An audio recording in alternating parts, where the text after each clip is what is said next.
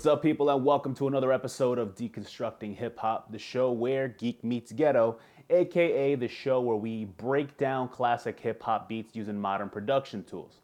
Now, a few years back, when Apple began allowing third-party developers to make apps for the iPhone, I have to say that I was really gassed when I started to see that there were a couple of apps that were geared towards music production.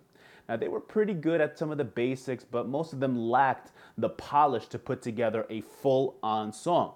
Now, just fast forwarded a few years, and many of those same iOS apps have matured into musical tools that really could rival what would have cost thousands of dollars 20 years ago. So why am I giving you this whole spiel on iOS applications? Because today, I'm going to be trying to recreate one of my all-time favorite songs by Biggie, and that's Who Shot Ya? Now, I can clearly recall the first time that I heard this song. I was a freshman in high school and Funkmaster Flex had played it on his show on Hot 97. And I gotta say, I was floored by how hard this beat came on. So when my older brother bought the Big Papa 12-inch single, I recorded Who Shot Ya, which was on the B side of that 12-inch like 3 times back to back, so that I wouldn't have to keep pressing rewind and I could just keep hearing that song over and over again. It was just that hot.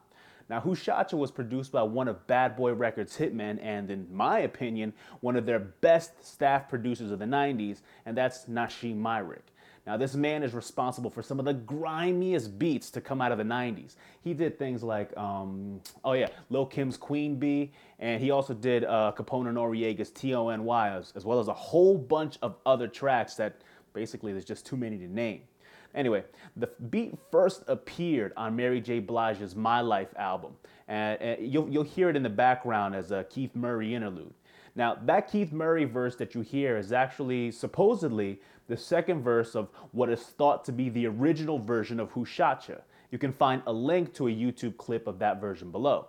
Now, the first verse on that version is Biggie spitting the same verse that he rhymed in the final release of the song. Now, the interesting thing is that Tupac took that song to be directed at him since he was shot at Quad Studios a couple of months before it dropped on the B side of the Big Papa single.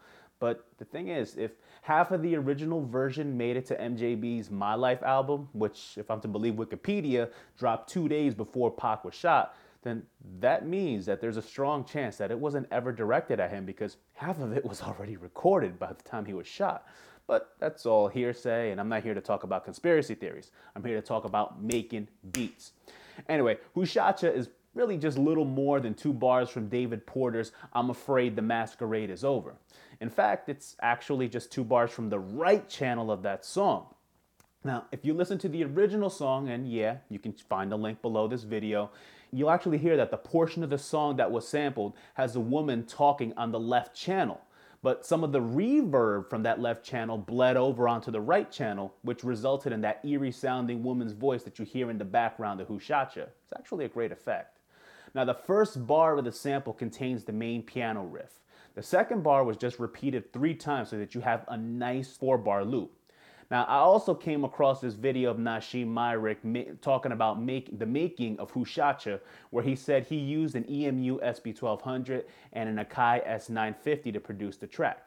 And you can find a link to that video below. It's kind of a recurring theme in today's episode. Anyways, the crazy part is that he said that was like really the first song that he put together. It was like the first beat that he formally produced using professional gear. And that just blows my mind because that beat was just so hot. Now, I've never used an SB1200 or an Akai S950, but I did own an Akai S2000 way back in the day, and it wasn't the easiest thing to use. And mind you, that was pretty much much better than the S950. It had just more capable, more memory, and had a lot of other features. But editing samples was not as easy then as it is now, even on a machine like the S2000, which was more advanced than the S950. Now, just like I said in the last episode, I don't have access to original gear from that era, so I'm going to be using the tools that I do have. Now, I'm pulling the sample from a YouTube video of the song using Wiretap Studio since the copyright holders were nice enough not to make a digital version of that song readily available, and believe it or not, I'm actually having a hard time finding a CD of that song as well. Then I'm isolating the right channel in Sound Studio, which if you checked out the previous video, is what I use for basic audio editing on my Mac. And then I'm dumping that resulting file in my favorite iOS audio editor, which is Twisted Wave. And you can find that in the App Store for 10 bucks.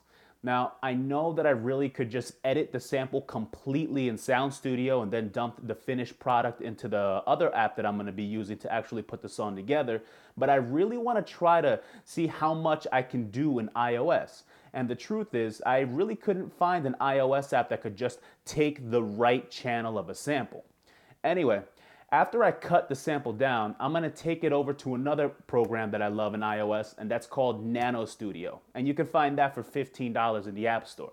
Now, I really, and I mean really love Nano Studio because it offers some basic editing of samples within the app itself, as well as a nice set of effects and even some really good sounding instruments. And what I love about it is that it's actually compatible with some MIDI interfaces. So I have an M Audio Axiom 49, and I'm using the digital camera connection kit, the digital camera connection kit. It's a little USB port that allows you to plug it in to the side of the iPad. I just hook my MIDI controller up into there, and I can actually use my MIDI controller to control the iOS app. It's just amazing. Anyway, I'm starting to nerd out. Let's do this. Now, the first thing I'm going to do is edit the sample in an app called Twisted Wave. This is going to allow me to just isolate the part of the sample that I want to use in the beat itself. Now, I would have edited it completely in Twisted Wave, but unfortunately I needed to isolate the right channel of the sample, and I just couldn't find an iOS audio editor that would do that without blending the left channel into it.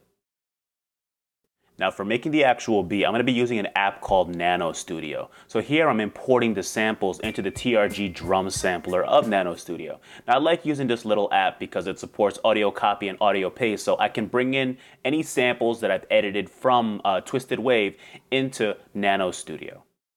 Now, since the sample is actual live musicians and not electronic instrumentation, none of the actual notes are going to be perfectly on time. For that reason, I'm importing it as two separate samples.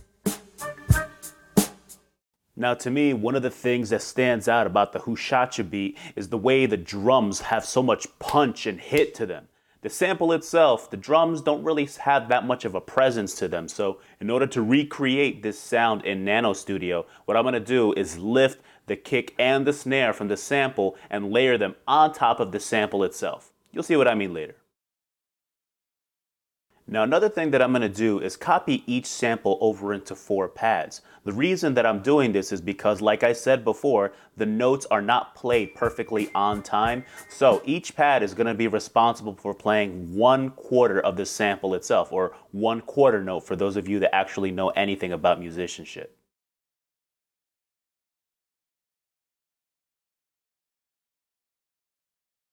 Now here you're going to see that I've already drawn in the sample arrangement. I'm going to be doing the same thing for the drum sounds.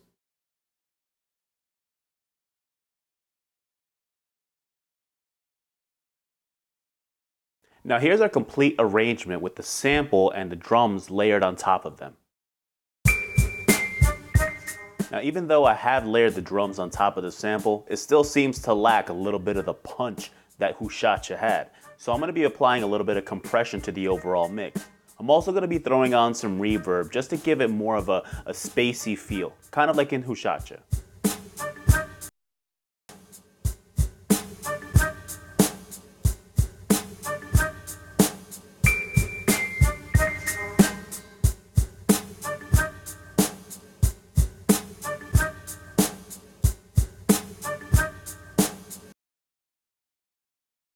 Now, this song is an example of sometimes how little is needed to just make a banger. Now, nobody can deny that this track was a classic. I mean, back in like '95, that song was all that you would hear coming out of cars. Even though it's little more than just a 2-bar loop, it's still really, really hot. And it stood the test of time really well, at least in my opinion. It really doesn't sound like anything what's coming out now, but you play any of these young cats, any of that song from that song, and they're gonna start bobbing their head. Anyway, I hope that this episode allows you to see how capable some of these iOS music production apps are. I mean, I just spent $25 in apps and I was able to do what probably more than $3,000 worth of gear did in 1994. So if you want to get your music production chops wet and maybe be a producer one day, then you can get started if you have an iPod Touch, an iPhone, or an iPad, and just a couple of apps. Now, please, please, please support the show by leaving a video reply below or by subscribing to our YouTube channel. That'll actually help a lot. And by sharing this video on Facebook, YouTube, and Twitter. Yeah, I know I'm pimping myself out there, but a brother's got to do what a brother's got to do. And if you want me to give your favorite old school song a go, please follow me on Twitter at twitter.com/RogerGill79 and send me an @reply with your request. And you can also help out by liking our Facebook page and by sharing those same episodes on your timeline. See, you help me out and I help you out with more episodes. Got to get going. Work is coming up and I'm trying to see what other song I could do for the next episode. Until then, peace.